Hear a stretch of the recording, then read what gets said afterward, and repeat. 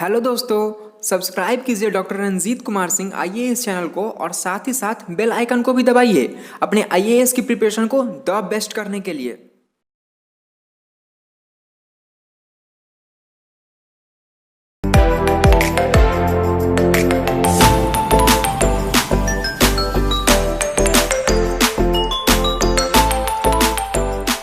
हम लोगों ने लास्ट क्लास में एंशियंट बिहार देख लिया था, प्राचीन बिहार। और प्राचीन बिहार में देखा था कि बिहार की जो स्थिति है, बिहार कहाँ है? मगध। मगध इस क्षेत्र में है, यहां पे है। यानी कि मगध की जो स्थिति है, बिहार की जो स्थिति थी वह पूर्वोत्तर क्षेत्र में है। तो स्वाभाविक बात है, स्टोन एज का इफेक्ट तो यहां दिखाई देता है प्लेट्यू रीजन में, पठारी क्षेत्रों में। गंगा घाटी में बहुत सारे साक्ष्य खत्म हो गए, नष्ट हो गए। तो जो कि बिहार का मतलब हो गया, बिहार मीन्स बिहार एंड झारखंड। तो झारखंड वाला क्षेत्र प्राचीन मगध। तो इसमें एंशियंट इंडिया में जो स्टोन एज के बाद डायरेक्ट जो डेवलपमेंट है पाषाण काल के बाद, वो वैदिक काल का डेवलपमेंट है, वैदिक काल का विकास हुआ।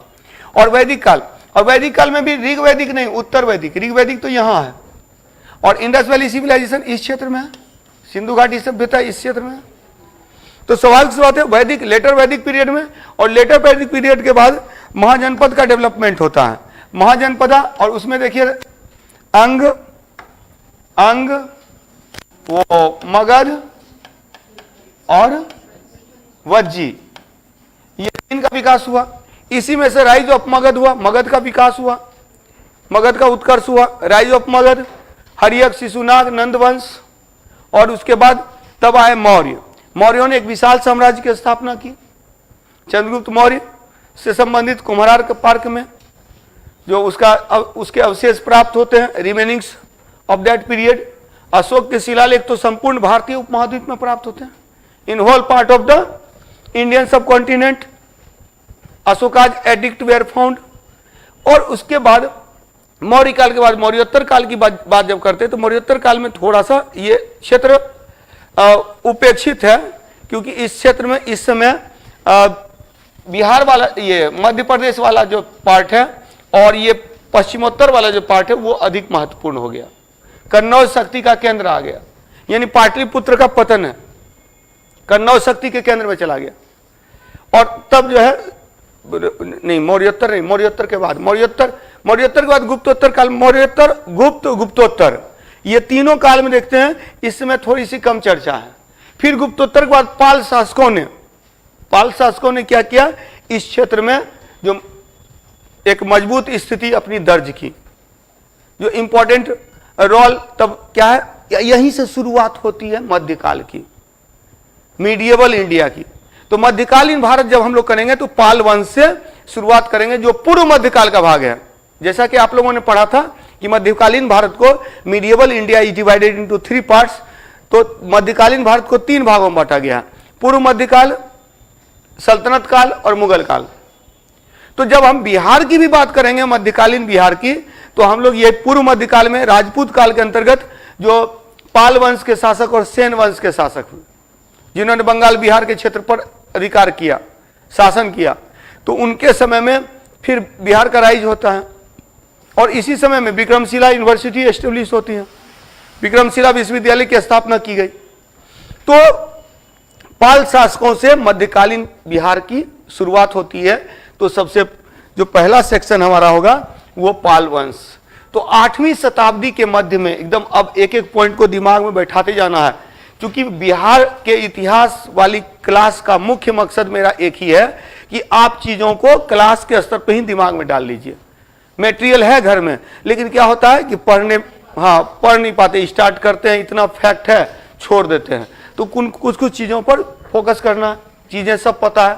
8वीं शताब्दी के मध्य में, in the middle of 18th century, तो 8वीं शताब्दी के मध्य में, 8वीं शताब्दी का मतलब क्या हो गया, 750, ये याद रखिएगा। जब 8वीं शताब्दी कहते हैं ना, तो 701 से 800, 701 से 800, 8वीं शताब्दी का यही मतलब है। तो जब हम लोग 8वीं शताब्दी की बात करते हैं, 18th सेंचुरी की बात करते हैं, तो 18th century means middle of the 18th century, 8वीं शताब्दी के मध्य में गोपाल ने पाल वंश की स्थापना की। Pala dynasty was established by Gopal. Pala dynasty was established by Gopal in the middle of 18th century, 750 ईस्वी में। और इसी में मैंने बताया भी था, मिडिएवल इंडिया भी हम लोग शुरू कर चुके हैं, तो वहां पर बताया था गोपाल के बाद धर्मपाल, धर्मपाल के बाद देवपाल, और देवपाल के समय में तो यहां पर याद रखेंगे, देवपाल ने जावा के शैलेंद्र वंशी शासक बलपुत्र देव के अनुरोध पर नालंदा में एक विहार, एक बौद्ध स्थल, बौद्ध प्लेस, बौद्ध विहार की देखरेख के लिए 5 गांव अनुदान में दिया। 5 गांव की आय, income of 5 villages were given to Balaputra Deva. Balaputra Deva को दिया गया। बलपुत्र देव शैलेंद्र डायनेस्टी का रूलर था, और जावा सुमात्रा में श्री विजय एक क्षेत्र है, श्री विजय का शासक था। श्री विजय के शैलेंद्र वंशी शासक बलपुत्र देव को 5 गांव की आय दान में दिया था देवपाल ने। क्लियर? तो देवपाल ने दिया, और इसी में पाल वंश का शासक हुआ रामपाल। रामपाल के समय में, यह बहुत बार पूछा हुआ क्वेश्चन है, कर्नाट वंश, कर्नाट वंश मिथिला क्षेत्र में। तो रामपाल के शासन काल में मिथिला तिरहुत में, मिथिला तिरहुत प्रमंडल में, मिथिला में कर्नाट वंश का संस्थापक नन्यदेव, कई बार पूछा हुआ क्वेश्चन है, नन्यदेव शासन काल क्या है? 1097 से 1147 था, जिसने नेपाल के क्षेत्र को जीता था, नेपाल क्षेत्र को विजित किया था। Nepal region were defeated by Nanyadeva, and Karnat dynasty was established by Nanyadeva. Nanyadeva के द्वारा कर्नाट वंश की स्थापना की गई मिथिला क्षेत्र में, मिथिला जो प्राचीन विदेह की राजधानी मिथिला, तो मिथिला क्षेत्र में, तो मिथिला क्षेत्र में, मिथिला मतलब कि तिरहुत क्षेत्र में, तिरहुत प्रमंडल के अंतर्गत। ये भी एक सिंपल क्वेश्चन पूछ सकता है कि मिथिला, प्राचीन मिथिला या विदेह, प्राचीन विदेह गणतंत्र किस प्रमंडल के अंतर्गत है? तो तिरहुत प्रमंडल के अंतर्गत एक क्वेश्चन दे सकता है। अब देखिए, इसमें नेपाल तक के क्षेत्र को जीता था, किसने जीता था? नन्यदेव ने। नन्यदेव ने स्थापना की थी कर्नाट वंश की, और इसमें पाल शासक कौन है? रामपाल। रामपाल के ही दरबार में संध्याकर नंदी था, जिसने की रामचरित पुस्तक की रचना की। रामचरित मतलब ये रामपाल का चरित्र, ये भगवान राम का चरित्र नहीं है।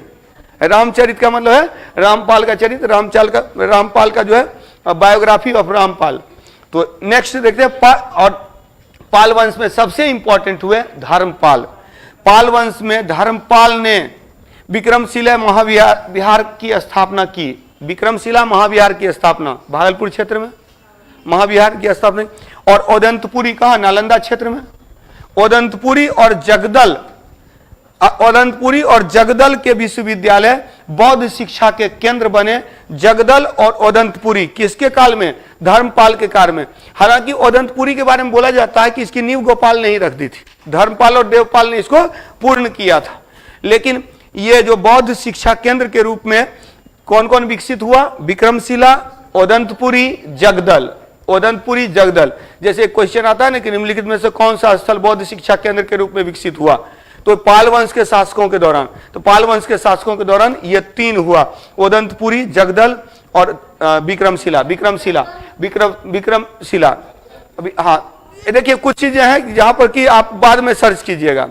अभी हाँ, ये जो नालंदा वाले क्षेत्र में है, तो इसमें मतलब 3 नाम आता है, ओदंतपुरी, जगदल और एक विक्रमशिला। विक्रमशिला वाला जो क्षेत्र है ये आप बिहार में मध्यकालीन बिहार हम लोग कर रहे हैं, मीडिएवल बिहार कर रहे हैं। लास्ट क्लास में, यानी हम लोगों ने लास्ट बैच में, ये लास्ट वीक में क्या किया था?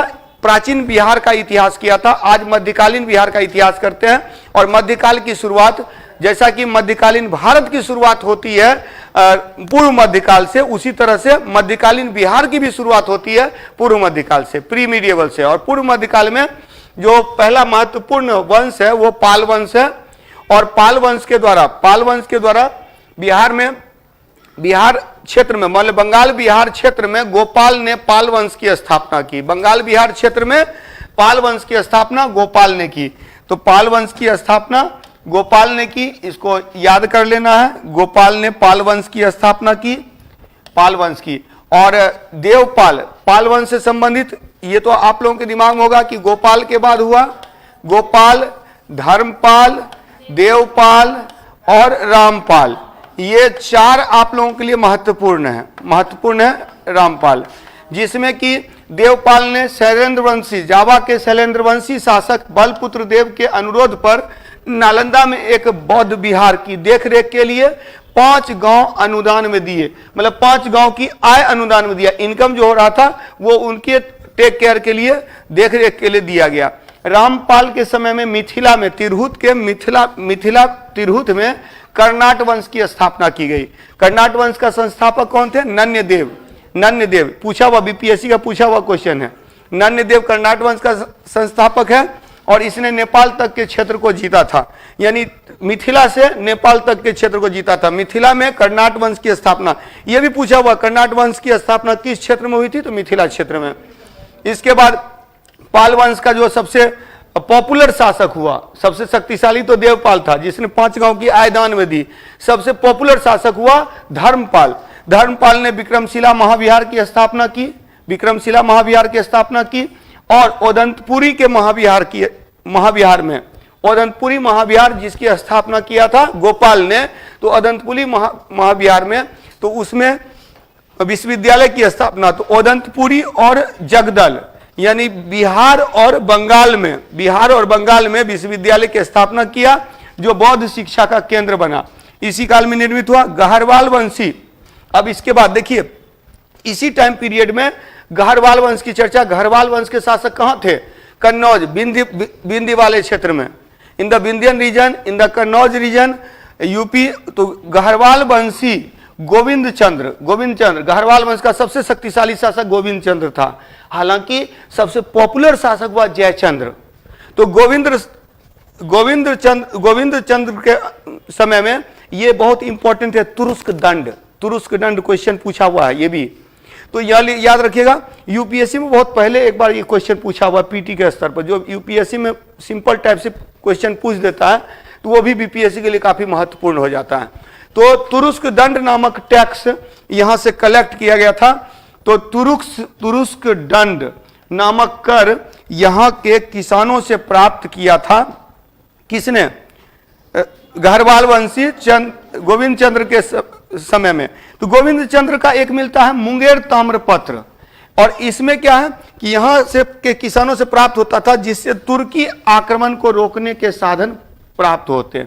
मतलब यह कि तुर्की शासन को रोकने के लिए जो टैक्स का कलेक्शन हुआ था, चूंकि राजपूत काल के समय में, इसी समय 712 ईस्वी में मोहम्मद बिन कासिम ने भारत पर आक्रमण किया था। तो जो तुर्की शासन को रोकने के लिए, तुर्की आक्रमण को रोकने के लिए आपने ये भी देखा था कि राजपूतों का संघ बनाया गया था। हिंदू शाही वंश के शासकों ने राजपूतों का संघ बनाया था। तो इसी समय एक टैक्स कलेक्ट किया गया था यहाँ के किसानों को, तुरुस्क दंड। तो क्या क्या इंपॉर्टेंट है? एक तो गोपाल, पाल वंश का संस्थापक सबको पता है।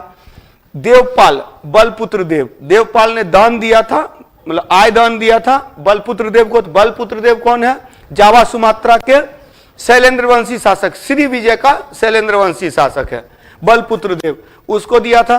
तीसरा पॉइंट हो गया, रामपाल के समय में कर्नाट वंश की स्थापना हुई। रामपाल पाल वंश का शासक है। कर्नाट वंश की स्थापना मिथिला में नन्यदेव ने किया था। इसके बाद पाल वंश का शासक धर्मपाल, विक्रमशिला विश्वविद्यालय, ये भी सबको पता है, ये बहुत पॉपुलर है। विक्रमशिला महाविहार की स्थापना की थी, और ओदंतपुरी और जगदल में विश्वविद्यालय बनवाया था। तो जगदल और ओदंतपुरी वर्तमान बिहार और वर्तमान बंगाल का जो क्षेत्र है वो जगदल, ये बौद्ध शिक्षा के केंद्र हुए। और तुरुस्क दंड नामक कर किसानों से वसूला गया था गोविंद चंद्र के मुंगेर ताम्रपत्र के अनुसार। तो मुंगेर ताम्रपत्र किसने जारी किया था? गोविंद चंद्र ने मुंगेर ताम्रपत्र, तो मुंगेर कॉपर इंस्क्रिप्शन, और ये जारी किया गया था, issued by Govind Chandra, Gaharwal ruler. और इसमें क्या है? तुरुस्क दंड नामक कर यहाँ के किसानों से वसूला गया, जो संभवतः तुर्की आक्रमण को रोकने का प्रयास था। इसके बाद नेक्स्ट पॉइंट करते हैं। 12वीं-13वीं शताब्दी में इब्न बख्तियार खिलजी, आप लोगों को पता है कि बख्तियार खिलजी ने नालंदा विश्वविद्यालय को नष्ट किया था। इब्न बख्तियार खिलजी, एक चीज याद रखेंगे कि भारत में कुतुबुद्दीन ऐबक और बख्तियार खिलजी, ये दो प्रमुख रहे मोहम्मद गौरी के सिपह सालार, जिन्होंने तुर्की शासन को विस्तृत रूप दिया, क्लियर।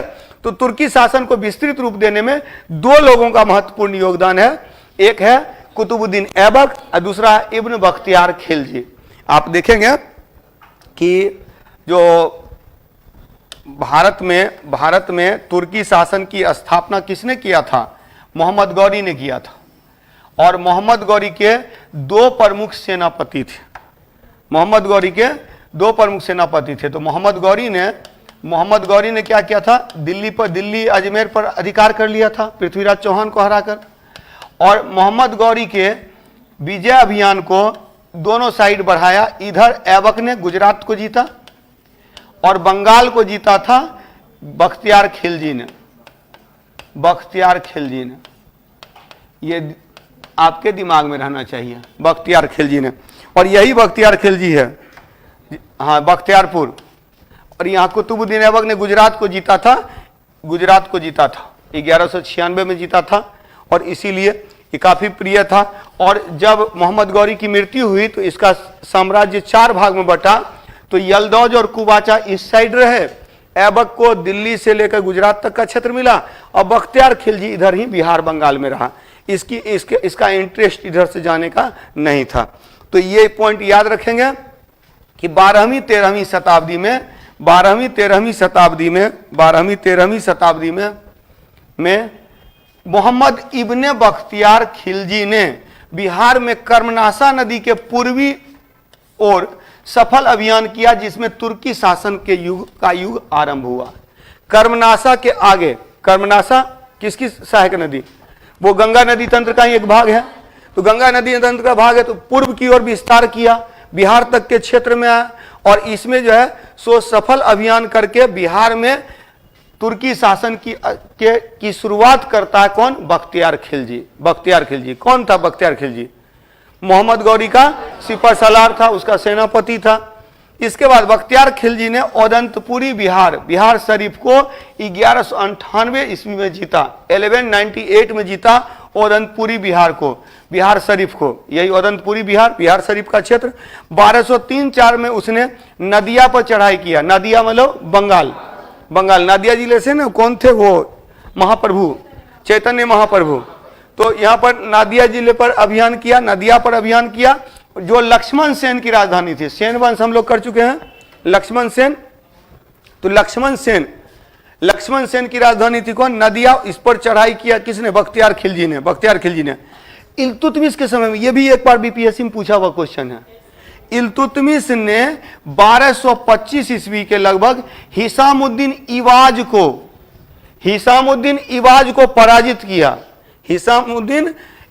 को पराजित कर बिहार पर अधिकार किया तथा शासन इजुद्दीन तुगरिल तुगान खां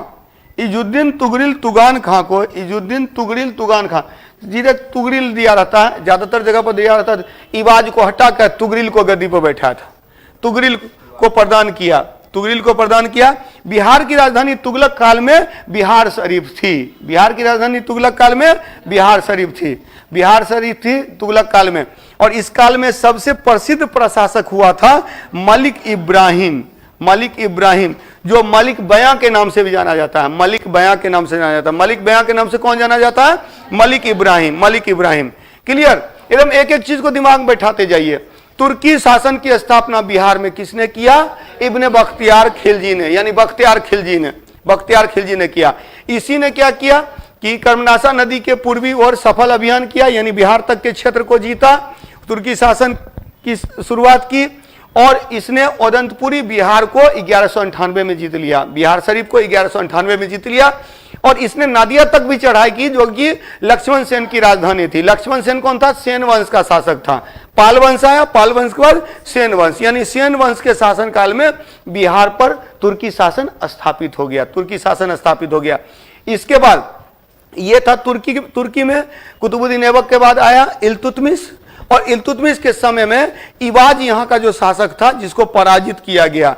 यहाँ की जो देखरेख, मतलब यहाँ का जो प्रमुख था वो हिसामुद्दीन इबाज था। इसको पराजित करके इस पर अधिकार किया और इजुद्दीन तुगरिल तुगान खां को, तो तुगरिल को यह क्षेत्र प्रदान किया।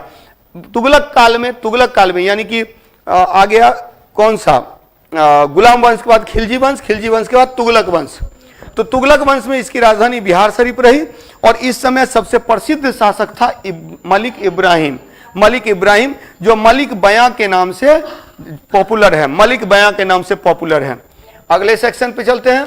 तो नासिरुद्दीन मोहम्मद तुगलक, नासिरुद्दीन मोहम्मद तुगलक ने 1398 ईस्वी में, नासिरुद्दीन मोहम्मद तुगलक ने 1394 ईस्वी में 1394 में ख्वाजा जहां को यह क्षेत्र सौंपा, ख्वाजा जहां को यह क्षेत्र सौंपा, जिसे सुल्तान उस सर्क की उपाधि प्रदान हुई, सुल्तान उस सर्क की उपाधि। तो ख्वाजा जहां को बिहार का क्षेत्र मिला किससे, नासिरुद्दीन मोहम्मद तुगलक, नासिरुद्दीन महमूद तुगलक। आप लोग को पता है ना, नासिरुद्दीन महमूद तुगलक के समय में तुगलक वंश का अंत हो रहा था। नासिरुद्दीन महमूद तुगलक, एक नासिरुद्दीन दूसरा है, नासिरुद्दीन महमूद है एक गुलाम वंश में, जिस पर कि तबकाते नासिरी पुस्तक लिखा था किसने, मिनहाज उस सिराज ने। एक यहाँ पर नासिरुद्दीन मोहम्मद तुगलक है 1394।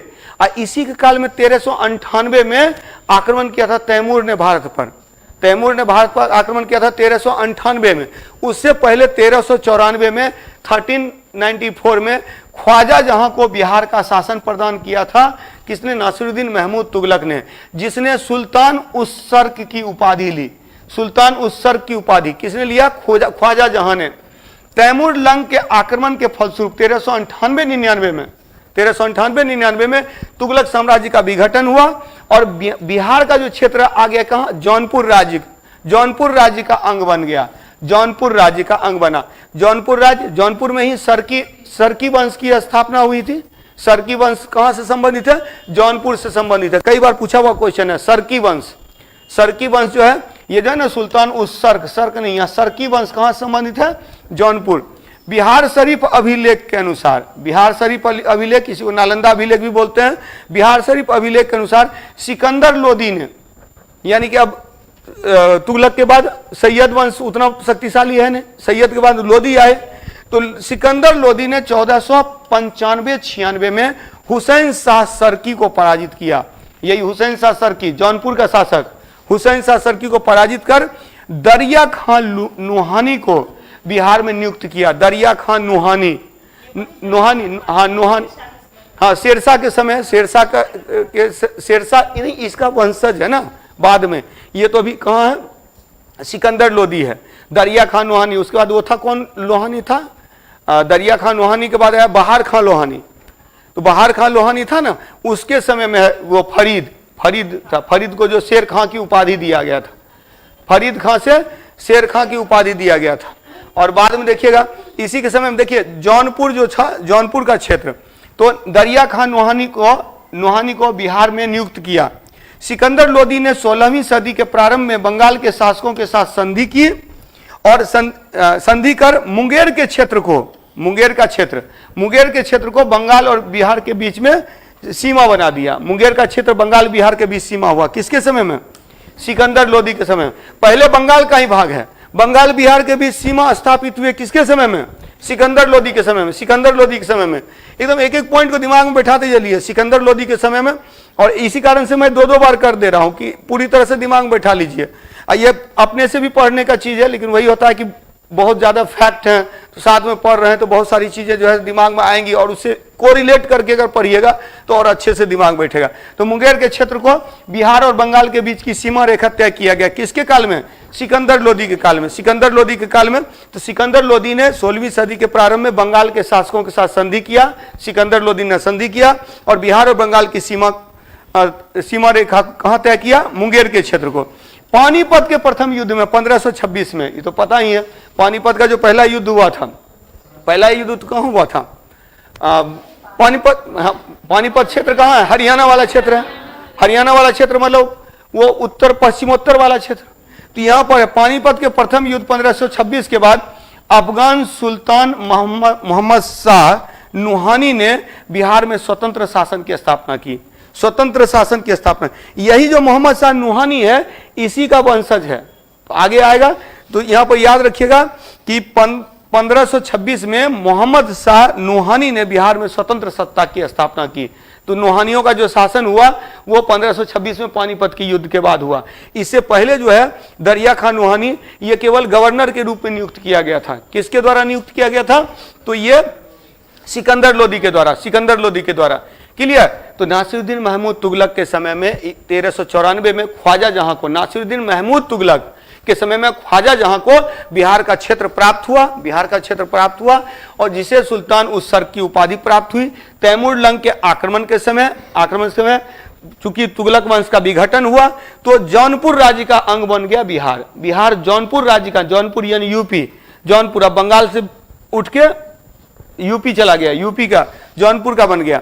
बिहार शरीफ अभिलेख के अनुसार सिकंदर लोदी ने 1495-96 में हुसैन शाह सरकी को पराजित करके दरिया खान नूहानी को बिहार में नियुक्त किया था। और सिकंदर लोदी के समय में ही मुंगेर बन गया क्या? बिहार और बंगाल के बीच सीमा बन गया।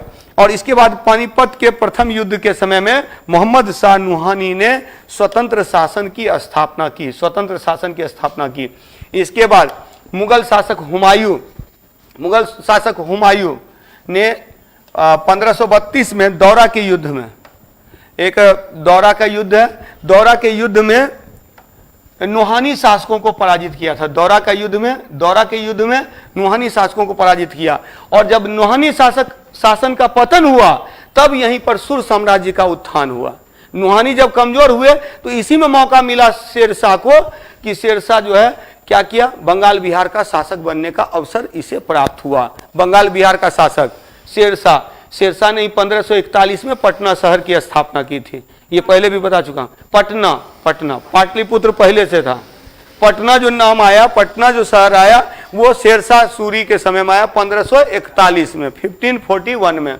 ठीक है, तो यहां पर है नूहानी शक्ति के पतन के बाद शेरशाह सूरी का उदय हुआ। शेरशाह सूरी, सूर साम्राज्य कितना से कितना? 1540 से 1555, जिसमें 40 से 45 तक शेरशाह हैं। शेरशाह के बचपन का नाम फरीद था, बाद में शेर खां की उपाधि दी। तो हाँ, शेर को मारने के कारण, वो तो सबको पता है। तो चलिए, फरीद खां शेरशाह का बचपन का नाम फरीद खां है। सासाराम के जागीरदार हसन खां सूर का पुत्र था। हाँ, इसे दूसरा अफगान भी कहते हैं। बहुत बार पूछा हुआ क्वेश्चन है, दूसरा अफगान क्यों कहते हैं? लोदी अफगान थे। लोदी पहले अफगान थे जिन्होंने शासन किया। आप लोगों ने पढ़ा है ना, सल्तनत काल में गुलाम खिलजी तुगलक सैयद लोदी। तो इसमें गुलाम खिलजी तुगलक सैयद तुर्क हैं, लोदी अफगान हैं। तो पहले अफगान जो भारत में शासन किया था वो लोदी थे। लोदी के बाद मुगल आ गए, बाबर और हुमायूं के समय में फिर से अफगान शक्तिशाली हुआ। शेरशाह ने शासन की स्थापना की, इसीलिए इसको दूसरा अफगान कहते हैं। शेरशाह को दूसरा अफगान कहते हैं। इसे दूसरा अफगान भी कहा जाता है। बिहार का सुल्तान बहार खां, यही बहार खां नूहानी है। बहार खां की शेर से रक्षा करने के कारण फरीद को उसने शेर खां की उपाधि दी, अपने बेटे का संरक्षक बनाया, सेवा में रख लिया। और यहीं से जब इसकी मृत्यु हो गई तो इसकी विधवा से विवाह कर लिया, निकाह कर लिया। तो दो विधवाओं से ये निकाह करता है। एक तो दुदू बेगम है, इसकी बेगम जो, हाँ,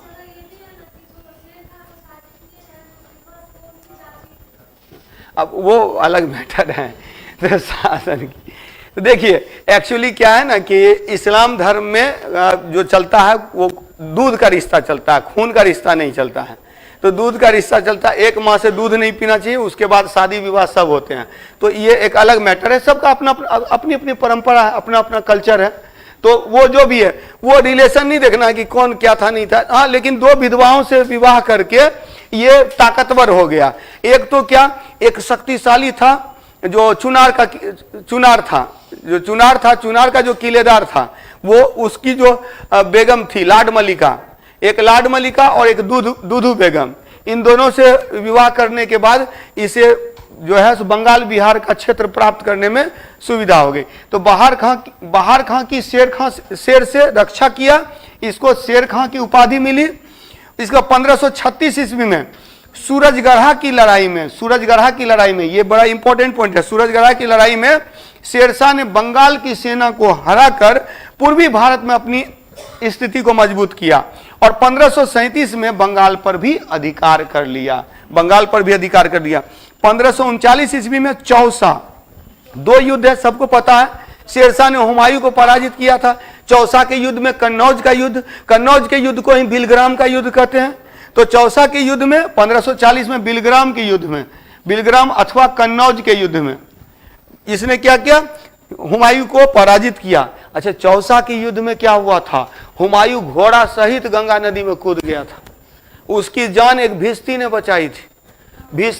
भिस्ती पहले के जमाने में क्या होता था ना कि घर बनता था, आजकल तो बनता है, घर बनता है तो सीधे मोटर लगा देते हैं, पाइप से पानी पटा देते हैं। पहले के समय में क्या होता था, भिस्ती एक जाति होती थी, जब घर बनता था तो भिस्ती को बुलाया जाता था पानी डालने के लिए, और उसकी एक चमड़े की थैली होती थी, पीठ पे वो पानी लाला करके और उस पर डालता था, तो वही चमड़े की थैली होती थी भिस्ती के। तो यही जो चमड़े की थैली, यानी कि भिस्ती के लिए वो चमड़ा का महत्व था। तो ऐसा हुआ कि चमड़े जो बोल रहे हैं वो, जो जान रहे हैं तो अपने तक जानिए, ठीक है। अभी फिर तो हुआ क्या, चमड़े का थैली महत्वपूर्ण था भिस्ती के लिए। तो भिस्ती ने जान बचाया किसकी, हुमायूं की।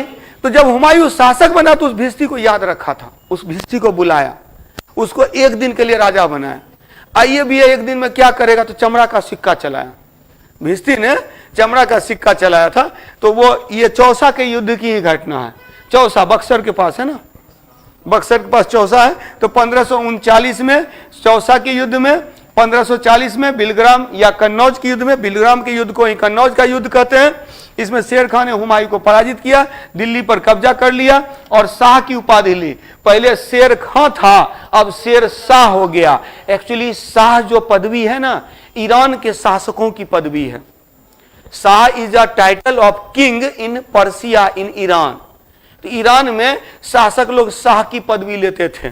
तो यही जैसे कि बाबर जब शासक बना, तो बोलता है कि हम पैर से ही शासक हैं, यानी पादशाह टाइटल लिया था। यही पादशाह टाइटल बाद में बादशाह बन गया। तो बादशाह जो शब्द आया उसी से आया है। और सल्तनत के लिए हम लोग कर रहे थे कि सुल्तान की पदवी ली जाती थी खलीफा के परमिशन से। आफ्टर द परमिशन ऑफ खलीफा someone became king, they were called sultan, उसको सुल्तान कहते थे।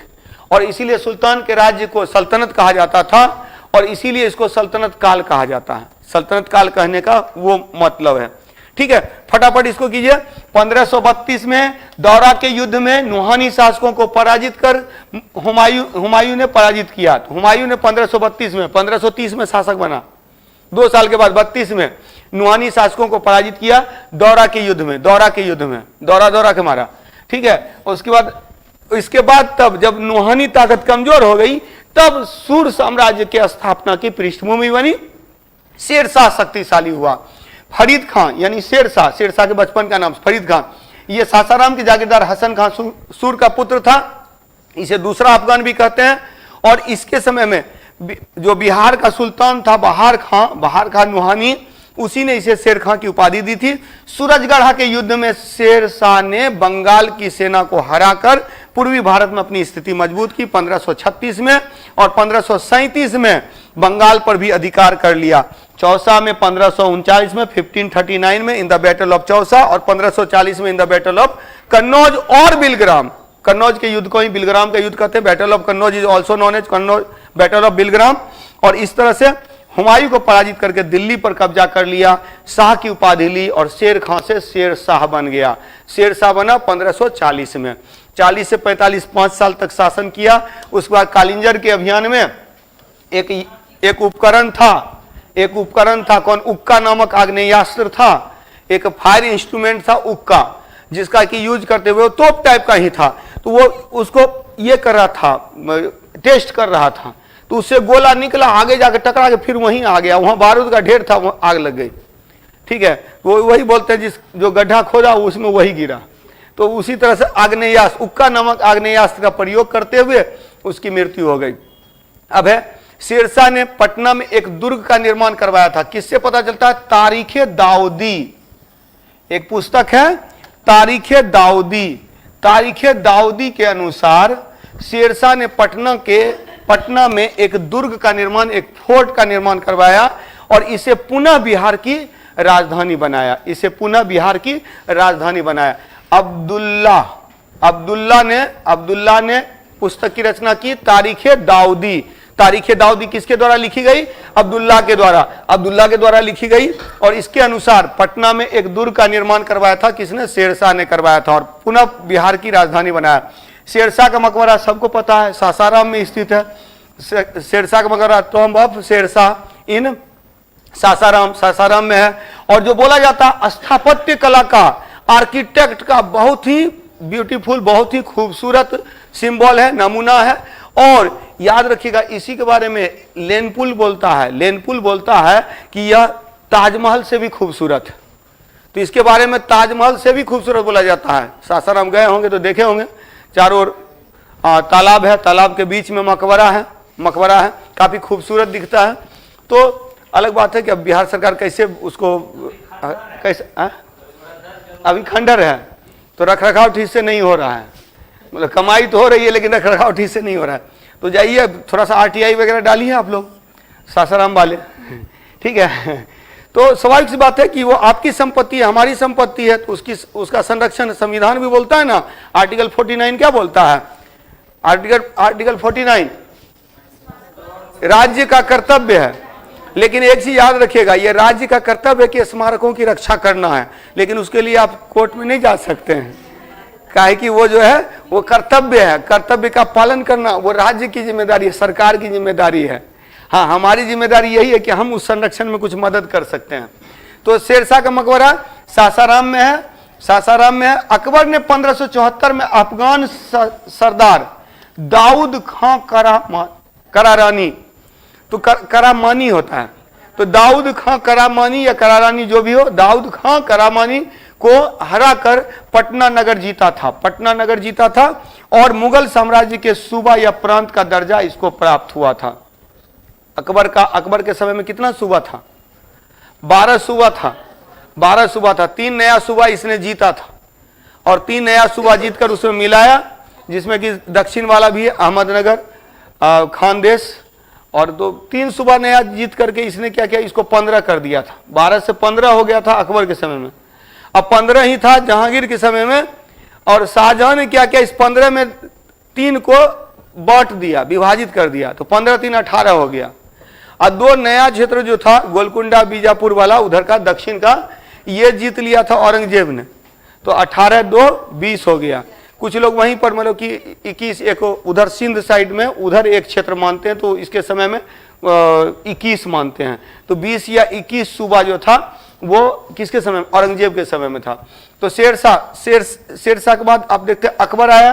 अकबर ने 1574 में 1574 में अकबर ने गुजरात जीता था। 1572 में शायद 71 72 है ना। गुजरात विजय के बाद वो बुलंद दरवाजा का निर्माण करवाया था। यहाँ 74 में है, यहाँ 74 में है। 1574 में 1574 में अफगान सरदार दाऊद खां करामानी को हराकर पटना नगर जीता और मुगल साम्राज्य का एक सूबा बनाया, एक प्रांत का दर्जा दिया, किसको? बिहार को।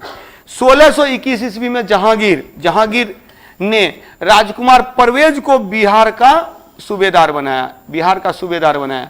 एक एक करके। हुमायूं तो कुछ कर नहीं सका, हुमायूं के समय में शेरशाह था, तो शेरशाह के पतन के बाद अकबर आया। अकबर ने क्या किया, तो अकबर ने पराजित किया किसको? दाऊद खां करामानी को पराजित किया। किसने किया? अकबर ने। और जहांगीर ने क्या किया? राजकुमार परवेज को बिहार का सूबेदार बनाया 1621 में, 1621 में। 1574 में 1574 में अकबर ने दाऊद खां करामानी को पराजित किया और पटना नगर को जीता। और जहांगीर ने 1621 में राजकुमार परवेज को बिहार का सूबेदार या प्रांतपति बनाया। 1702 में औरंगजेब ने के पौत्र अजीम को, इसी के नाम पर अजीमाबाद है, अजीम को पौत्र, औरंगजेब का पोता अजीम को बिहार का सूबेदार बनाया गया। उसने पटना को अजीमाबाद नाम देकर नवीनीकरण किया और इस नवीनीकरण पर 1 करोड़ रुपए खर्च किए। तो इसीलिए ये अजीमाबाद, पटना का एक नाम अजीमाबाद भी है, जो किसके पोता, औरंगजेब के पोता अजीम के नाम पर, अजीम के नाम पर। ठीक है, तो 1702 में औरंगजेब ने अजीम को, अपने पौत्र अजीम को बिहार का सूबेदार बनाया। 1574 अकबर दाऊद खां करामानी उसको पराजित किया, पराजित करके पटना पर अधिकार किया, बिहार को अपना सूबा बनाया, प्रांत बनाया। इसके बाद जहांगीर ने परवेज को, राजकुमार परवेज को बिहार का सूबेदार बनाया, और राजकुमार अजीम को औरंगजेब ने 1702 में अपने पोता राजकुमार ये जो अजीम को यहाँ का सूबेदार बनाया। अजीम के नाम पे ही अजीमाबाद शहर का नाम पड़ा और इसका नवीनीकरण कराया। फारुखसियर, यानी जब मुगलों का पतन हो रहा है, फारुखसियर प्रथम मुगल बादशाह था जिसका राज्याभिषेक 1713 ईस्वी में बिहार की राजधानी पटना में हुआ था। बिहार की राजधानी पटना में 1713 ईस्वी में, 1713 ईस्वी में फारुखसियर का राज्याभिषेक हुआ। फारुखसियर किसके बदौलत बना था शासक? सैयद ब्रदर्स, सैयद बंधु, सैयद बंधुओं ने इसे शासक बनाया था। जहांदार शाह को मार करके फारुखसियर को शासक बनाया गया। 1713 ईस्वी में पटना में, बिहार की राजधानी पटना में राज्याभिषेक हुआ था। किसका? फारुखसियर का राज्याभिषेक हुआ था। फारुखसियर का राज्याभिषेक हुआ था। क्लियर? फारुखसियर के बाद 1597 में रोहतासगढ़ का महल रोहतासगढ़ के महल का निर्माण, रोहतासगढ़ के महल का निर्माण फतेहपुर सीकरी के भावनों के अनुसार हुआ था। फतेहपुर सीकरी, याद है फतेहपुर सीकरी का निर्माण करवाया था किसने? अकबर ने। अकबर ने फतेहपुर सीकरी के ये महलों का निर्माण करवाया था। फतेहपुर सीकरी में ही, फतेहपुर सीकरी को जो बसाया था अकबर ने, जो गुजरात विजय के बाद फतेहपुर सीकरी में बुलंद दरवाजा का निर्माण करवाया और उसके बाद उसको उसमें कई महल बनवाया। तो रोहतासगढ़ का जो महल है वो फतेहपुर सीकरी के महल से ही, भवन से ही प्रेरित है। और पटना के समीप 1616 में मनेर में मखदूम शाह दौलत का मकबरा है। मखदूम शाह दौलत का मकबरा कहाँ है? मनेर में। कई बार पूछा हुआ क्वेश्चन है। तो मखदूम शाह दौलत का मकबरा कब निर्मित हुआ? 1616 में। और यह बिहार में मुगल स्थापत्य का सर्वोत्कृष्ट नमूना है। तो मनेर में 1616 में। 1597 में रोहतासगढ़ का महल, 1616 में मखदूम शाह दौलत का मकबरा, 1597 में रोहतासगढ़ का महल फतेहपुर सीकरी के भवन से प्रेरित है और साथ ही साथ मुगल स्थापत्य शैली में निर्मित हुआ मकबरा है मखदूम शाह दौलत का मकबरा, जो मनेर में है 1616 ईस्वी में। अली वर्दी खां, बिहार बंगाल का शासक, बंगाल का नवाब, 1734 से 40 तक अजीमाबाद अर्थात पटना का नवाब था। अजीमाबाद अर्थात पटना का नवाब था। बिहार का अधिकांश भाग मध्यकाल में दिल्ली के केंद्रीय नेतृत्व के अधीन रहा। मीडिएवल पीरियड में देख ही रहे हैं कि ज्यादातर दिल्ली के केंद्रीय नेतृत्व में रहा है। और 12वीं सदी में बिहार में आरंभिक सूफियों में मनेर में बसने वाले संत इमाम ताज फकीह प्रमुख थे। इमाम ताज फकीह ये क्या है? सूफी संत हैं। तो भक्ति और सूफी आंदोलन जब पढ़ेंगे मुगल काल के अंतिम दौर में सूफी संत और भक्ति संत हुए। और सूफी संत में सूफी अनेक सिलसिला है, जब मुगल काल पढ़िएगा तो उसमें पढ़ेंगे भी हम लोग। तो उसी में ये है संत इमाम ताज फकीह। तो ये आरंभिक सूफियों में से एक हैं जिन्होंने जो मनेर में आकर के बस गए थे, 12वीं सदी में। और 13वीं सदी में सबसे लोकप्रिय जो हुआ फिरदौसी सूफी सिलसिला। एक्चुअली सूफी सिलसिला में, सूफी संप्रदाय में अनेक सिलसिले थे, अनेक भाग थे। उसी में आप देखिएगा कि जो सबसे जो पॉपुलर था वो था कौन? चिश्ती सिलसिला सबसे पॉपुलर था। चिश्ती के अलावा फिरदौसी है, फिर उसके बाद उसी में फिरदौसी के बाद नक्शबंदी भी है। औरंगजेब नक्शबंदी से संबंधित था, कादरी से संबंधित था, दारा सिको कादरी से संबंधित था। अब बिहार में पॉपुलर था फिरदौसी। तो फिरदौसी सूफी सिलसिला सबसे ज्यादा लोकप्रिय हुआ था बिहार में 13वीं सदी में। एक सिंपल क्वेश्चन बन गया, कौन सा सूफी सिलसिला बिहार क्षेत्र में अधिक लोकप्रिय था? तो फिरदौसी सूफी सिलसिला। और इसके सबसे सर्वश्रेष्ठ संत हुए सरफुद्दीन याहिया मनेरी। बहुत बार पूछा हुआ क्वेश्चन है। सरफुद्दीन याहिया मनेरी किस सिलसिला के थे? फिरदौसी सिलसिला के थे, फिरदौसी सिलसिला के थे। और इसकी दरगाह कहाँ है? बिहार शरीफ में है। सरफुद्दीन याहिया मनेरी की दरगाह कहाँ है? बिहार शरीफ में है। ये किस सिलसिला संबंधित है? फिरदौसी सिलसिला संबंधित है। 13वीं सदी में सबसे लोकप्रिय सिलसिला था फिरदौसी सिलसिला, सबसे लोकप्रिय सिलसिला था फिरदौसी सिलसिला। क्लियर? तो याद रखेंगे रोहतासगढ़ का महल कब? 1597 रोहतासगढ़ का महल। और 1616 में मखदूम, हाँ क्या, मखदूम शाह दौलत का मकबरा, मखदूम शाह दौलत का मकबरा, यह मुगल स्थापत्य कला को दर्शाता है। नेक्स्ट, अली वर्दी खान ने क्या किया? 1734 से 40 तक शासन किया बंगाल के क्षेत्र पर, यानी कि पटना के क्षेत्र पर, अजीमाबाद के क्षेत्र पर। और इसके बाद नहीं तो ऐसे जनरली अगर देखा जाए तो सेंट्रल पावर में ही पूरा का पूरा मध्यकाल में बिहार रहा। सेंट्रल पावर मतलब मुगल सत्ता या सल्तनत सत्ता, तो दिल्ली के केंद्रीय नेतृत्व में ही बिहार रहा। और आरंभिक सूफियों में संत इमाम ताज फकीह प्रमुख थे, जो मनेर में आकर बस गए थे, पटना के मनेर में आकर बस गए थे। और 13वीं सदी में सबसे लोकप्रिय, मतलब बिहार में जो लोकप्रिय सूफी सिलसिला था वो फिरदौसी सूफी सिलसिला था, जिसके सर्वश्रेष्ठ संत थे सरफुद्दीन याहिया मनेरी, सरफुद्दीन याहिया मनेरी। इसके बाद सिख गुरु तेग बहादुर ने सासाराम, पटना और बोध गया की यात्रा की थी। सासाराम, पटना और बोध गया की यात्रा करने वाले प्रथम सिख गुरु कौन थे? हाँ, सिख गुरु तेग बहादुर, सिख गुरु तेग बहादुर थे। तो इन्होंने क्या किया था? पटना, सासाराम और बोध गया की यात्रा की। 26 दिसंबर 1666 में शाहजहां की मृत्यु होती है, शाहजहां की मृत्यु होती है।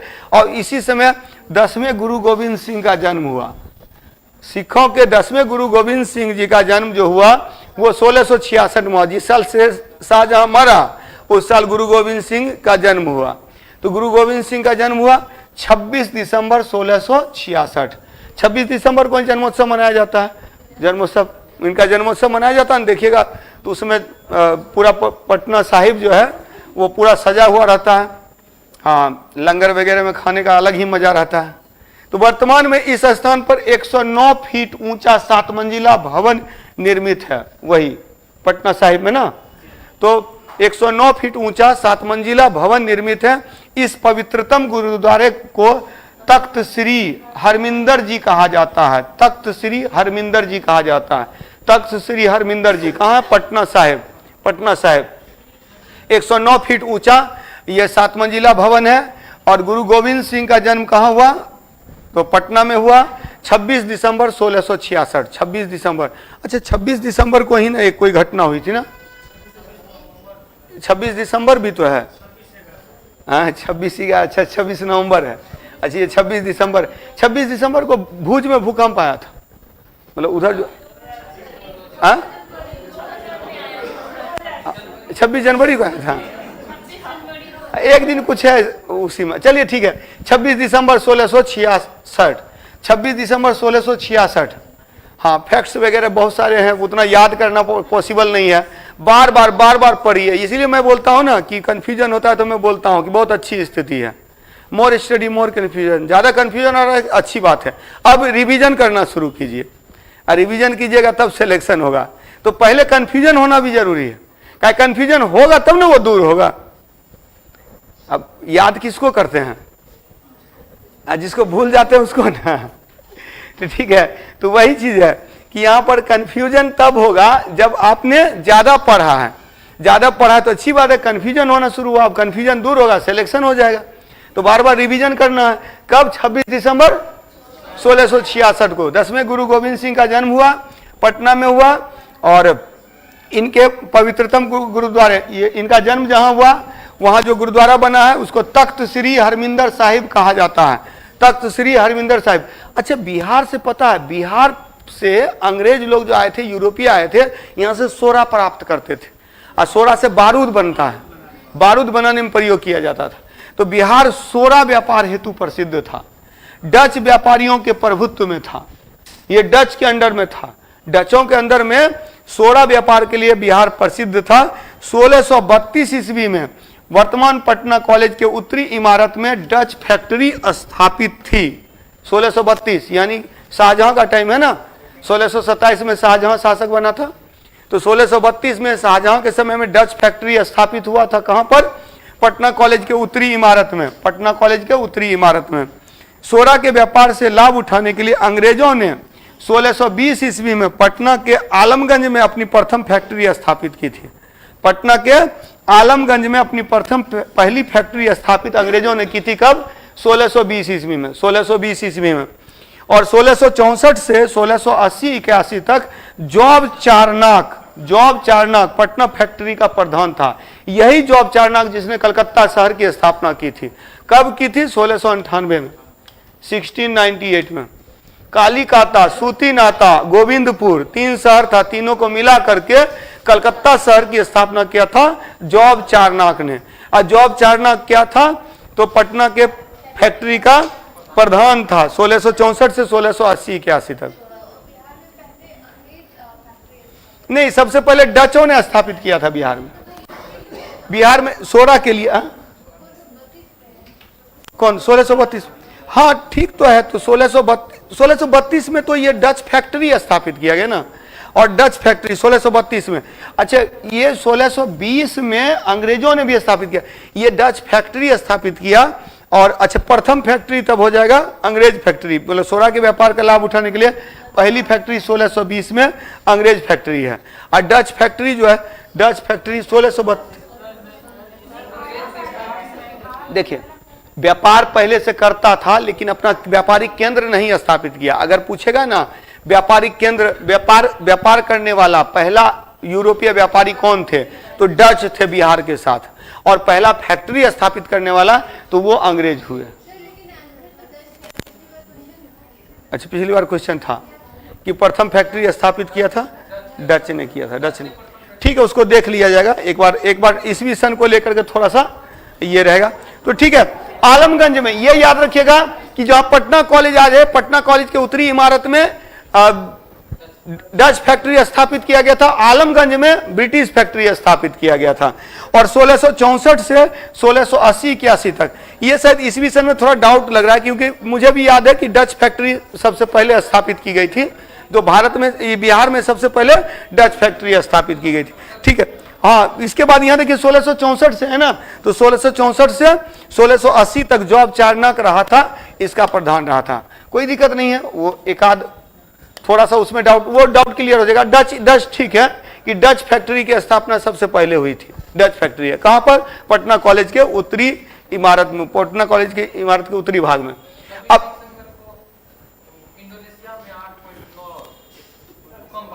26 दिसंबर सुनामी, हाँ सुनामी 26 दिसंबर है। भुज का भूकंप 26 जनवरी है। और उसके बाद जो है 26 नवंबर को वो आतंकवादी घटना है ना। हाँ चलिए ठीक है, ये 26 बड़ा डेंजर है। बिहार के सूबेदार शाइस्ता खां, बिहार के सूबेदार शाइस्ता खां, ये शाइस्ता खां 1680 में, ये शाइस्ता खां पता है, यही शाइस्ता खां था, गया था शिवाजी को भी पकड़ने के लिए, लेकिन शिवाजी रास्ते में अटैक कर दिया, वहां से भाग के चला आया शाइस्ता खां। ठीक है, तो बिहार के सूबेदार शाइस्ता खां ने 1680 में अंग्रेजों की कंपनी के व्यापार पर 3.5% कर लगा दिया। अंग्रेजों की कंपनी के व्यापार पर 3. ये 1680 की घटना है। अच्छा, 1680 की घटना, अंग्रेजों के व्यापार पर टैक्स लग रहा था।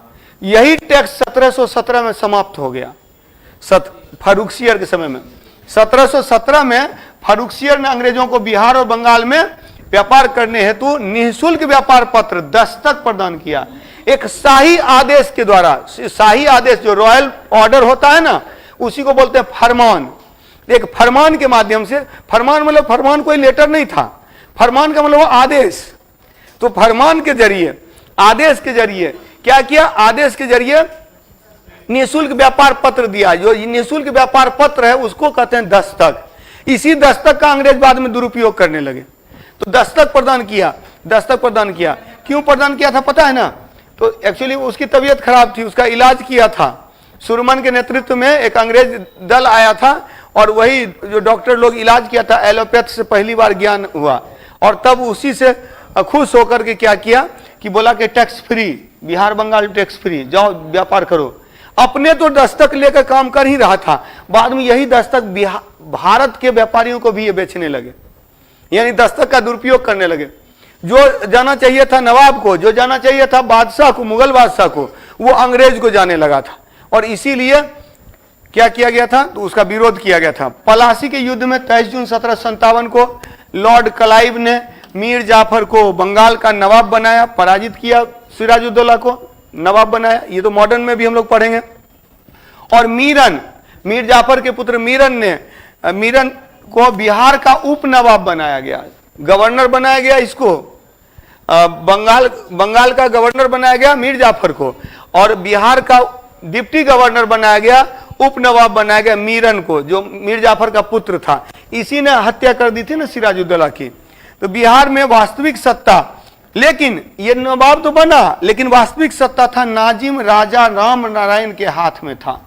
जो नाजिम था, नायब नाजिम, मतलब कि ये एक तरह से हो गया कि जो सेनापति कहिए, तो यहाँ का जो था वो उसको मिला, राजा राम नारायण, इसके हाथों में वास्तविक सत्ता थी।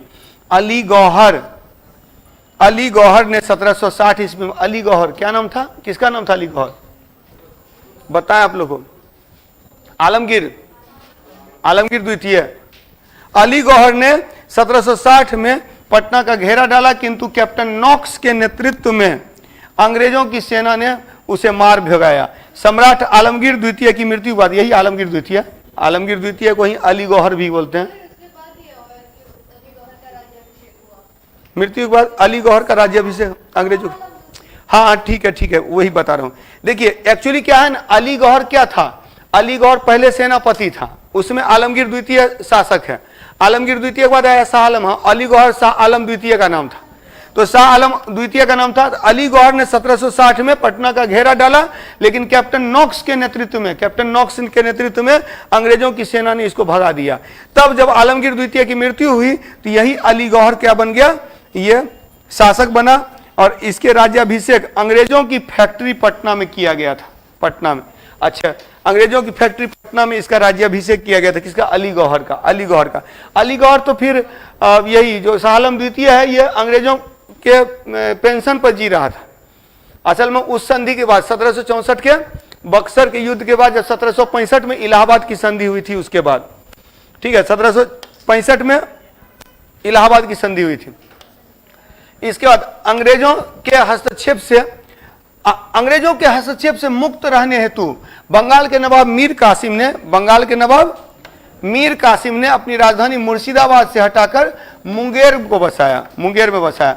सबको कहानी पता है, मुंगेर में बसाया इसी कारण से, वो इसीलिए कि अंग्रेजों की स्थिति मजबूत थी मुर्शिदाबाद में, बंगाल में, कलकत्ता में।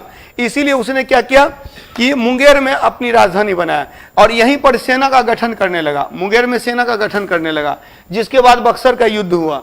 और 1764 ईस्वी में बक्सर के युद्ध में बंगाल के Nawab Mir Kasim, in the battle of Buxar के युद्ध में बंगाल का नवाब था मीर कासिम, अवध का नवाब शुजाउद्दौला और मुगल सम्राट शाह आलम द्वितीय। तीनों की संयुक्त सेना, combined army of all these three, तीनों की कंबाइंड सेना डिफीटेड बाय ब्रिटिशर्स, ब्रिटिश सेना द्वारा पराजित हुआ था। अच्छा, इसी में मुनरो था ना, मुनरो नेतृत्व कर रहा था, हेक्टर मुनरो नेतृत्व कर रहा था एक सेना का, और इसी समय पहली बार सैनिकों ने विद्रोह किया था। बोला कि बादशाह पर यानी कि ये नवाब जो मीर कासिम है, उसके ऊपर हम लोग बंदूक नहीं चलाएंगे, गोली नहीं चलाएंगे। तो पहली बार सेना ने जो विद्रोह किया था 1764 के बक्सर युद्ध के समय में किया था, जब सैनिकों ने इनकार कर दिया था युद्ध लड़ने से हेक्टर मुनरो के विरुद्ध। जब हम लोग 1857 का विद्रोह पढ़ेंगे ना, तो 1857 का विद्रोह पहला सैनिक विद्रोह नहीं था। 1857 के विद्रोह के बारे में बोला जाता है कि पहला सैनिक विद्रोह, पहला नागरिक विद्रोह। एक्चुअली उसके बारे में एक व्यक्ति कहता है, क्या जो स्टेटमेंट है, वीर दामोदर सावरकर का कथन है कि वह प्रथम राष्ट्रीय स्वतंत्रता संग्राम था। इसी को आरसी मजूमदार कहता है कि ना तो ये प्रथम था, ना तो ये राष्ट्रीय था, ना तो ये स्वतंत्रता संघर्ष था। तो उसी में है कि पहला जो विद्रोह हुआ था, सैनिकों ने विद्रोह किया था अंग्रेजों के विरुद्ध, तो वो इसी समय हुआ था, बक्सर के युद्ध के समय, जब हेक्टर मुनरो की सेना का एक टुकड़ी ने नवाब पर हमला करने से, युद्ध करने से इनकार कर दिया। हेक्टर मुनरो के नेतृत्व में अंग्रेजों की सेना ने पराजित किया संयुक्त सेना को। कंबाइंड आर्मी जो थी किसकी, मीर कासिम की, फिर सुजाउद्दौला की और शाह आलम द्वितीय की, तीनों की संयुक्त सेना को। 1764-65 में शाह आलम द्वितीय ने बिहार, बंगाल और उड़ीसा के क्षेत्र दीवानी अधिकार ईस्ट इंडिया कंपनी को दे दिया। कौन सा? इलाहाबाद की संधि। इलाहाबाद की संधि में, जो इलाहाबाद की संधि थी, इलाहाबाद की संधि, पता है 2 संधि हुई थी, पता है ना? अब एक इलाहाबाद में 2 संधि हुई थी, अच्छा 3 संधि हुई थी। देखिए क्या हुआ, मैं बता रहा हूं क्या हुआ। यहां 2 पर्सन है, एक है कौन, अवध का नवाब, दूसरा कौन है, मुगल बादशाह। तो इससे कुछ क्षेत्र इसको दिलवा दिया और उसका बोला हम ही ने दिलवाया है अवला। तो कुछ इस तरह की संधि हुई। तो संधि इसीलिए किया गया कि पहले बता दिया कि जो मुगल बादशाह पूरे इंडिया का शासक है, उसको मिलना चाहिए, दे दो। अब मुगल बादशाह को बोला कि आपको तो हमने दिलवाया ना, लाइए। तो कुछ इसी तरह की संधि थी। तो इसीलिए दोनों संधि किया गया कि, तो अंग्रेज बहुत तेज थे और इसीलिए इतना दिन तक शासन भी किए। अभी भी कुछ अंग्रेज हैं भारत में। चलिए 1765 ईस्वी में शाह आलम द्वितीय, अंग्रेज मतलब क्या, व्यापारी लोग हैं। व्यापारी लोग को देश से मतलब नहीं है, उसको अपने लाभ से मतलब है। तो अभी भी बहुत सारे व्यापारी लोग हैं जो, चलिए आगे देखिए।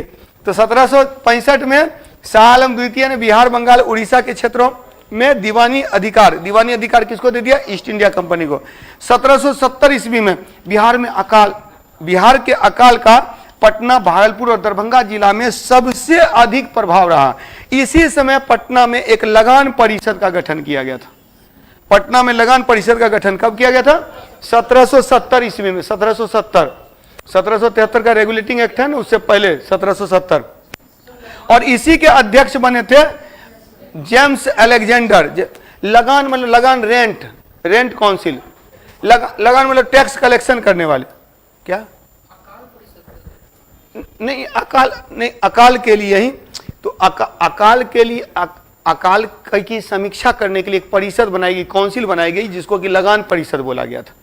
तो लगान परिषद था का गठन किया कि लगान कितना वसूला जाएगा। अकाल पड़ा है तो अब लगान वसूलिएगा, तो स्वाभाविक सी बात है, मरे हुए को और मारना है। तो इसी कारण से तो एक लगान परिषद बनी, जिसके अध्यक्ष कौन थे, जेम्स अलेक्जेंडर, और सदस्य थे रॉबर्ट पाल्क और जेम्स जॉर्ज वेंसीटॉट याद है, वेंसीटॉट। बाद में 1772 नहीं, वो वेंसीटॉट अलग है, हाँ वेंसीटॉट था। तो वेंसीटॉट जो है ना, बंगाल के गवर्नर में एक वेंसीटॉट, हाँ। उसके बाद रॉबर्ट क्लाइव के जाने के बाद वेंसीटॉट 1760 से 65 तक है। चलिए, तो 1770 ईस्वी में बिहार में अकाल पड़ा और इस अकाल का सबसे ज्यादा प्रभाव कहां था, पटना, भागलपुर, दरभंगा जिला। यह भी याद रखिएगा, यानी कि ये उत्तर वाला एरिया हो गया ना, पटना, भागलपुर, दरभंगा, नहीं दक्षिण वाला। तो पटना, भागलपुर, दरभंगा, यानी अब इसका मैप आपके दिमाग में रहना चाहिए। मैं बार बार बोलता हूं कि हाँ, गंगा से इधर से इस साइड में हो गया, यानी कि ऐसे हो गया इस तरह से ना, नहीं दरभंगा तो ऊपर है, दरभंगा ऊपर, पटना यहाँ, भागलपुर यहाँ है, ये ट्रायंगल बना रहा। हाँ ठीक है। तो पटना, भागलपुर और दरभंगा जिला में सबसे ज्यादा प्रभाव पड़ा अकाल का। और इसी समय पटना में एक लगान परिषद बनाई गई, जिसके अध्यक्ष थे जेम्स अलेक्जेंडर, रॉबर्ट पाल्क और जॉर्ज वेंसीटॉट। इसके अन्य सदस्य थे। क्लियर।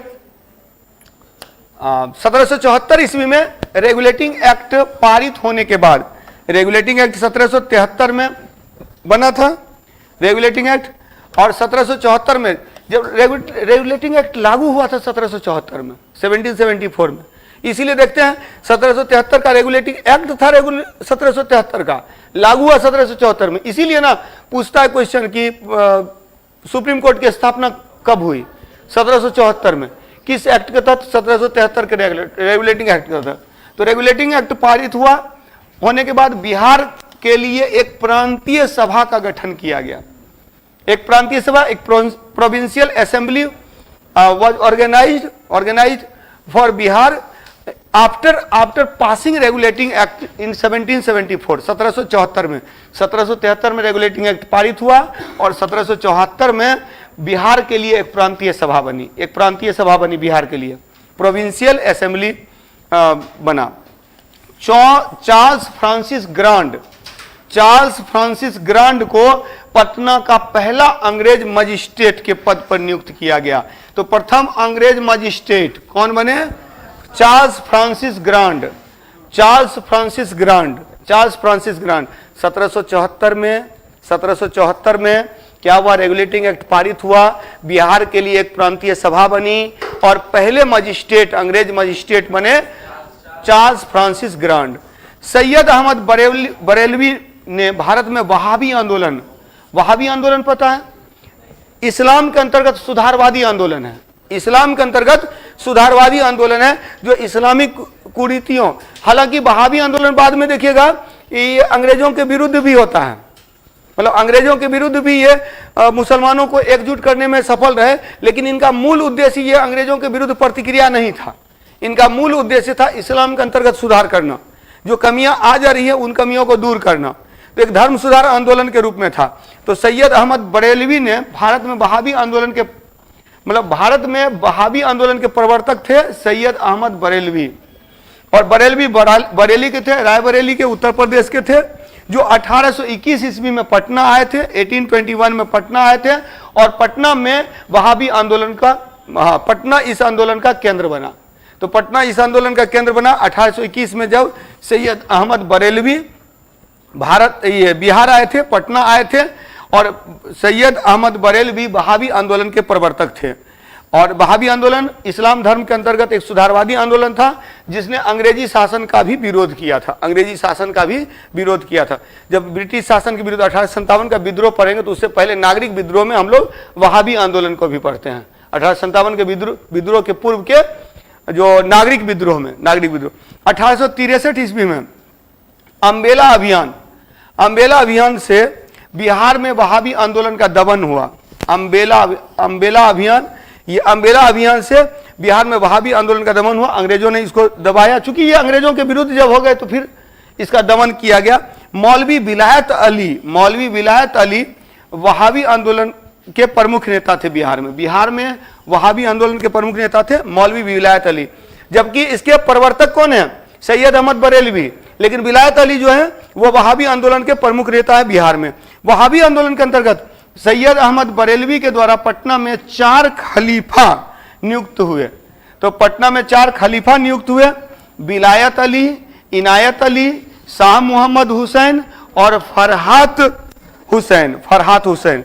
तो वहाबी आंदोलन के अंतर्गत 4 खलीफा नियुक्त हुए पटना में बरेलवी के द्वारा। किनके द्वारा? ये सैयद अहमद बरेलवी के द्वारा। और इसी में से जो वहाबी आंदोलन का मुख्य नेतृत्वकर्ता थे विलायत अली। तो विलायत अली, इनायत अली, शाह मोहम्मद हुसैन और फरहात हुसैन, ये 4 हैं जो 4 खलीफा नियुक्त हुए वहाबी आंदोलन के अंतर्गत। इसके बाद देखिएगा बिहार का क्षेत्र जनजातीय आंदोलनों के लिए भी जाना जाता है। और जनजातीय आंदोलनों में चूंकि बिहार झारखंड का क्षेत्र इसमें प्रमुखता से है और इसमें अनेक जनजातीय आंदोलन हुए थे, जिसमें संथाल विद्रोह, कोल विद्रोह, आप जो लास्ट में हम लोग देखते हैं उलगुलान, यानी कि उलगुलान जो हुआ था, मुंडा विद्रोह। तो इसमें देखिएगा संथाल विद्रोह। तो संथाल विद्रोह के 2 प्रमुख नेता थे, चांद और भैरव। किसके थे? संथाल विद्रोह के चांद और भैरव भागलपुर के समीप शहीद हुए। चांद और भैरव किस विद्रोह से संबंधित है? संथाल विद्रोह। बहुत बार पूछा हुआ क्वेश्चन है। संथाल विद्रोह के नेतृत्वकर्ता कौन है? तो चांद और भैरव। 1857 के विद्रोह का आरंभ पटना सिटी में हुआ था, गुरहट्टा मोहल्ले से। और एक पुस्तक विक्रेता थे, कौन? पीर अली। पीर अली मेंस में खूब पढ़ते हैं इसके बारे में, के नेतृत्व में 3 जुलाई 1857, 3 जुलाई 1857 ऐसे शुरुआत जो होती है वो कब से होती है? 9 मई से। भाई 10 मई की घटना है, तो 10 मई 9 मई पे पृष्ठभूमि बन गई थी। एक्चुअली 9 मई को कुछ सैनिकों के ऊपर मुकदमा चला था, और उसको मुकदमा चला था, उसको सजा दी गई। 10 मई को उसी में से कुछ लोगों ने माफी मांग लिया, और 10 मई को रात में जो माफी मांगे वो लोग जाके बाकी को छुड़ा लिए, और छुड़ा करके अब बाकी जो अपने ऑफिसर्स थे उनको मार दिया, और वहां से वो लोग पहुंच गए दिल्ली। 11 मई को दिल्ली पहुंच गए, और दिल्ली पहुंचे तो वहां पर दिल्ली की सेना भी शामिल हो गई। यहां हुआ कब? जुलाई में। ये कहने का अर्थ है कि वहां मई में हुआ था, 9, 10, 11 मई को वहां प्रारंभ हुआ, और यहां पहुंचा जुलाई में। 3 जुलाई 1857 को पीर अली के द्वारा पटना सिटी में गुरहट्टा मोहल्ले के एक पुस्तक विक्रेता थे। इस विद्रोह में बिहार में अफीम व्यापार का एजेंट लॉयल अपने सैनिकों सहित मारा गया। तो अफीम का व्यापार का एजेंट था लॉयल, जो अपने सैनिक सहित मारा गया। कमिश्नर टेलर ने ही दबाया था, टेलर ने ही यहां दबाया था। हालांकि यहां विद्रोह का नेतृत्व करता मुख्य रूप से सबको पता कुंवर सिंह जो है जगदीशपुर के थे ना, तो कमिश्नर टेलर द्वारा पटना सिटी के विद्रोह का दमन किया गया, और पीर अली के घर को पूर्णतः नष्ट कर दिया कर 17 व्यक्तियों को फांसी की सजा दी गई, तथा खाजे कला थाना में के दरोगा को स्थानांतरित कर दिया गया। मतलब जिसकी वजह से तो कमिश्नर टेलर जो है इस विद्रोह का दमन करने में सबसे महत्वपूर्ण भूमिका थी कमिश्नर टेलर की। पटना सिटी के विद्रोह का दमन किया, पीर अली के घर को नष्ट कर दिया, 17 व्यक्तियों को फांसी की सजा दी गई, और खाजे कला थाना के दरोगा को स्थानांतरित कर दिया गया। मुजफ्फरपुर में कुछ अंग्रेज अधिकारियों की असंतुष्ट सैनिकों ने हत्या कर दी। कब? 25 जुलाई 1857 को। 25 जुलाई 1857 को नहीं, संथाल विद्रोह, सिद्धू कानू नहीं, चांद और भैरव है संथाल से, सिद्धू कानू भी है। 4 भाई थे, और सिद्धू कानू और चांद भैरव। हाँ फूलो, और तो वो तो आप लोग संथाल विद्रोह में पढ़ते हैं, मेंस के स्तर पर पढ़ते हैं। अच्छा, यहाँ पर सबका नाम नहीं दिया हुआ था ना, ठीक है, उसको याद रखिएगा। चांद भैरव सिद्धू कानू ये 4 लोग थे, और वो फूलो और झानो, फूलो और झानू जो थी ना वो बहन, वो दो बहन थी, 4 भाई थे, और उन लोगों ने संथाल विद्रोह का नेतृत्व किया। क्योंकि संथाल विद्रोह, कोल विद्रोह क्या हो गया, बंद हो गया क्या? ठीक है, तो यहां पर देखेंगे दानापुर के 3 रेजिमेंट। देखिए दानापुर के 3 रेजिमेंट, 7वीं, 8वीं और 40वीं रेजिमेंट ने सैनिक विद्रोह का नेतृत्व किया था, सैनिक विद्रोह किया। और यही रेजिमेंट जगदीशपुर के जमींदार कुंवर सिंह से मिल गए, और फिर कुंवर सिंह ने 1857 के विद्रोह का नेतृत्व किया। कुंवर सिंह ने आरा नगर की कचहरी और राजकोष पर हमला कर दिया, ट्रेजरी पर हमला कर दिया, आरा को मुक्त कराने में।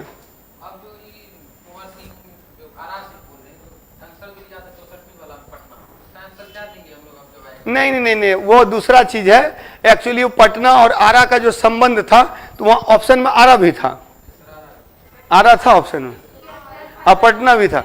देखिए तो वो तो गलत था, मतलब कि पटना जो वो एक्सेप्ट कर रहे हैं वो गलत, इसीलिए एक्चुअली वहां क्या था ना, ओवरऑल विद्रोह का नेतृत्व जो पटना से किया था वो कुंवर सिंह किया था, उसी संदर्भ में। तो वो छोड़ दीजिए, वो एक्सेप्शन में मत जाइए, वो सब एक्सेप्शनली है। अब चूंकि अब इम्तियाज अहमद सर ऐसा ये कर रहे हैं, तो स्वाभाविक सी बात है, थोड़ी सी परेशानी तो हुई थी लोगों को, लेकिन वो मध्यकालीन भारत में है, ये आधुनिक भारत है, तो हम लोग आधुनिक पढ़ेंगे, ये आरा नगर ही पढ़ेंगे। आरा है, लेकिन वो बात नहीं है। मारना क्या है ना, वो क्वेश्चन के अकॉर्डिंग। जैसे देखिए एक चीज याद रखिएगा, आरा भी पटना का ही एक भाग था, आरा भी पटना का ही एक भाग था, उस पॉइंट ऑफ व्यू से वहां पटना माना गया। अब चूंकि किसी टीचर ने ये एक्सेप्ट कर लिया कि ये आरा, ये पटना है, तो अब स्वाभाविक सी बात वो अपने बात से अडिग रह गए। तो अडिग रह गए तो स्वाभाविक सी बात है बोर्ड को भी ये को भी कमीशन को भी मानना पड़ा। लेकिन अगर क्षेत्र पूछेगा किस क्षेत्र से हुआ तो वो हो जाएगा। हाँ, अगर वहां पर जिला पूछता है तो जिला आरा नहीं था, जिला सारण नहीं होगा, जिला पटना ही होगा, क्योंकि उसमें पटना के अंतर्गत ही था। तो इसीलिए इस ये में चलिए, तो आरा नगर की कचहरी और राजकोष पर कब्जा कर लिया गया। आरा को मुक्त कराने में दानापुर के कैप्टन डनवर आया था, डनवर, जो मारा गया। और उसके बाद 2 अगस्त 1857 को कुंवर सिंह और मेजर आयर की सेनाओं के बीच में युद्ध हुआ था। टेलर ने दबाया कहां? पीर अली को। और जब यहां पर कैप्टन डनवर मारा गया और उसके बाद कुंवर सिंह और मेजर आयर के बीच युद्ध हुआ और इसमें बीबीगंज के निकट भयंकर संघर्ष हुआ और कुंवर सिंह को आरा छोड़ना पड़ा। कुंवर सिंह ने दिसंबर 1857 में रीवा में देखिए, कुंवर सिंह 1857 के विद्रोह में कुंवर सिंह का एक महत्वपूर्ण योगदान यह है कि उन्होंने इस विद्रोह को राष्ट्रीय करने का प्रयास किया था और एक तरह से देखा जाए तो मदद लेने का प्रयास किया पड़ोसी राज्यों से। तो ये जाते हैं रीवा, वहां पर नाना साहब से मिलते हैं और अंग्रेजों के विरुद्ध युद्ध करते हैं। आजमगढ़ में भी अंग्रेजों को ये पराजित करते हैं और यही कारण है कि इनको, हाँ, ये महान हो गए। क्या हुआ? तो ये, हाँ, महान इसी संदर्भ में कहा कि एट लास्ट तो क्या हुआ कि मारे गए, युद्ध में मारे गए। लेकिन इसके बावजूद देखिए, जब कुंवर सिंह का योगदान पढ़ते हैं तो स्वाभाविक सी बात है 1857 का विद्रोह जब पढ़िएगा तो आखिर विद्रोह जो हुआ, ये विद्रोह जब किया कुंवर सिंह ने या किसी ने भी किया तो उसे व्यापक जन समर्थन नहीं मिला था। और व्यापक जन समर्थन नहीं मिलने का कारण है कि जमींदार थे, इनकी जमींदारी चली गई थी, इसीलिए बौखला रहे थे। वास्तविकता तो यही है। तो जो भी नेतृत्व करता है उनका निजी स्वार्थ ज्यादा था, पर्सनल जो मतलब कि सेल्फ इंटरेस्ट ज्यादा था। वहां कहीं भी ये नहीं कि भारत को स्वतंत्र कराना है, बिहार को स्वतंत्र कराना है। मेन है कि सबकी रोजी रोटी खत्म हो गई थी, इसीलिए विद्रोह किया था। ठीक है, इसके बाद नेक्स्ट पे आते हैं, बस खत्म ही होने वाला है। बलिया के समीप अंग्रेजों को हराने के बाद जगदीशपुर लौटने के क्रम में इसको कर लेते हैं, 1 मिनट।